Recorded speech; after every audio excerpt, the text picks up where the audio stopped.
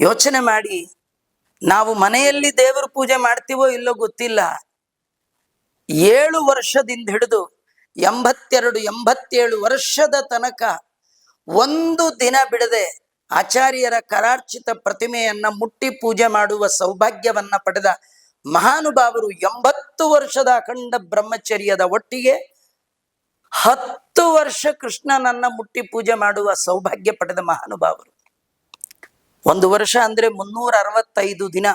ಆ ಲೆಕ್ಕದಲ್ಲಿ 3650 ದಿನಗಳಷ್ಟು ಪೂಜೆ ಮಾಡುವ ಸೌಭಾಗ್ಯ ನಮ್ಗೆ ಯಾವತ್ತು ಕೈ ಅದರ ಹೋಗುತ್ತೋ, ಯಾವತ್ತು ಬಿದ್ದು ಹೋಗುತ್ತೋ, ಬಾಯಿ ಯಾವತ್ತು ಹೋಗುತ್ತೋ ಗೊತ್ತಿಲ್ಲ.